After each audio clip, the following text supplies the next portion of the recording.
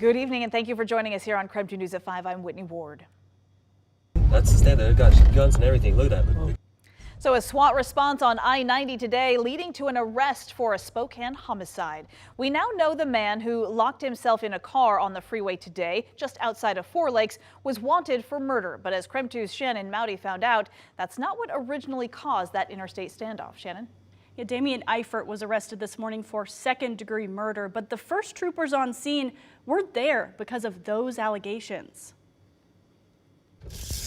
A SWAT situation, snarling I-90 traffic near Four Lakes. That's a standoff. Wait, actually? That's the standard. They've got guns and everything. Look at that. Started with a WSDOT crew helping a stalled car. The man inside, Damian Eifert, was found sleeping in the back seat. Washington State Patrol Sergeant Greg Riddell says he told them he ran out of gas, but soon those WSDOT workers found themselves waiting for help.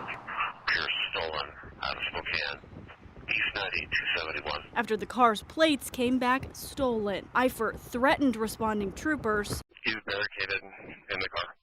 They said that he told them he has a gun and then reached for his waistband. And that's when law enforcement learns Eifert was wanted. Spokane police say he is suspected of fatally stabbing his father Tuesday. He's not the one that he killed his dad last night, and one of us is going to die.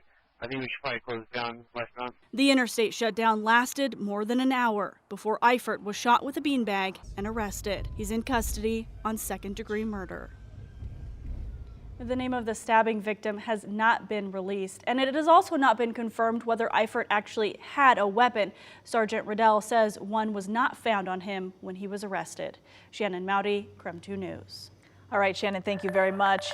Also happening right now, Boeing machinists are counting their votes on the company's latest contract offer. So if the vote passes to accept Boeing's offer, it would mean an end to the now 41-day strike. Earlier today, long lines were forming at the IAM Union Hall in Renton, where employees were casting their votes. Our Seattle sister station was able to talk to some of those workers who shared mixed opinions on how the vote will turn out. The people that I've talked to said no. I think at this time there's a little fluctuation.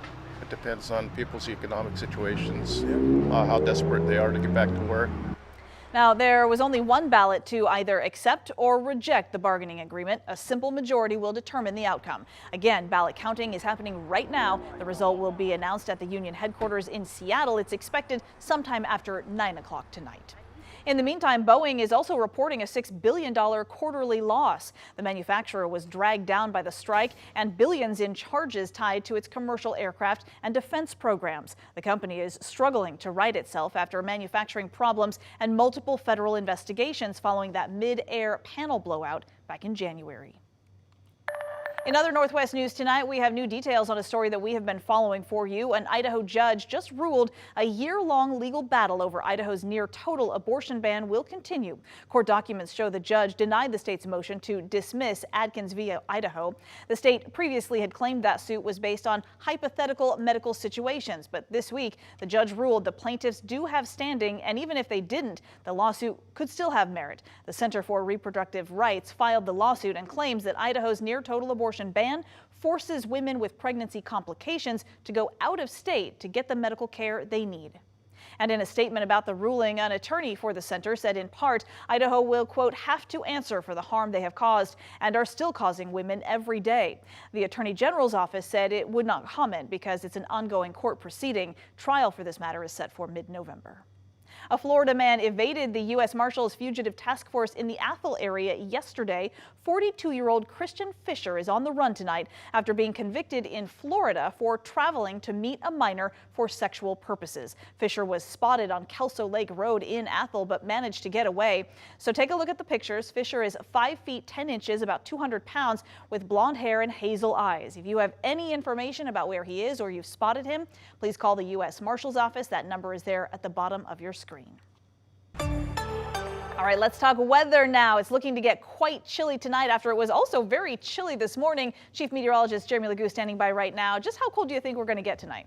I think we're going to drop down to right around 30, give or take a degree or two depending on where you are, but below freezing just about everywhere, especially because we didn't even hit 50 degrees. We might have hit it for a minute, but overall it is just much, much cooler. Now that cool weather is going to take us through the next few days. We already talked about that. We know that's the case. We also know that that moisture is moving out, and that combination gives us the opportunity to watch our temperatures plummet. By tomorrow morning, we will likely wake up to a round of patchy fog for that very reason. Our temperatures will fall fast enough that they will near the dew point. When they're within 4 degrees of the dew point, that will cause all the moisture in the atmosphere to condense and form that fog, much like what we saw this morning. Tomorrow afternoon, I think, is sunny no matter what. So we go from a low near 30 degrees.